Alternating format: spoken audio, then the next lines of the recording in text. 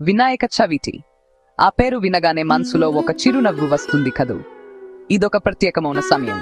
ఇల్లు వేదులు మనసులు ఉత్సాహంతో కొద్దిగా అల్లరితో అదంతా వినాయకుడి మహిమే. అసలు వినాయక చవితి ఎందుకు అంత గొప్పది? ఈ పండుగ వినాయకుడి పుట్టినరోజును సూచిస్తుంది. ఆ ఏనుగు తల్దేవుడు జీవనానికి కొత్త ప్రారంభాలకు ప్రతీక. నిజం చెప్పాలంటే మన జీవితంలోని అడ్డంకులన్నింటినీ తొలగిస్తారు. ఏనా కొత్త పని మొదలు పెడితే వినాయకుడి ఆశీస్సులు తీసుకుంటే అంత మంచి జరుగుతుందని అంటారు. ఈ పండుగ వాతావరణం చాలా అద్భుతంగా ఉంటుంది. కుటుంబాలన్నీ కలిసి విగ్రహాలు తయారు చేస్తాయి లేదా కొనుగోలు చేస్తారు. పెద్దవి చిన్నవి పర్యావరణానికి హాని చేయని ఇళ్లను పూలతో దీపాలతో అలంకరిస్తారు. భజనలు, డప్పుల శబ్దాలు, మోదకాలు, లడ్డూలు ఇంకా ఎన్నో రుచికరమైన స్వీట్లు తెలిసిన వారికి తెలుసు. అందరూ కలిసికట్టుగా పనులు చేయడం, పొరుగువారు కుటుంబంలా మారి ప్రసాదాలు కబుర్లు పంచుకుంటారు.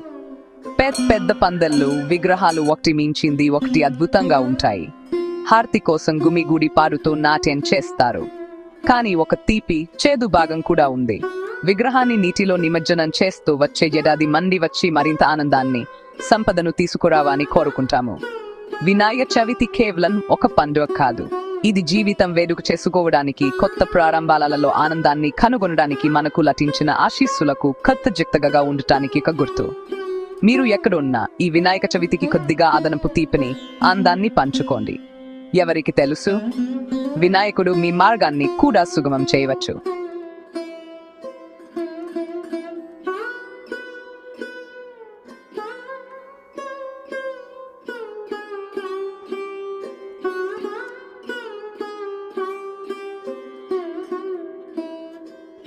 ఈ వినాయక చవితి మీకు శ్రేయస్సు తీసుకురావాలని ఆశిస్తున్నాను.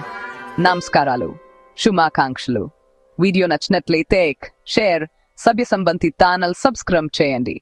శుభ వినాయక చవితి.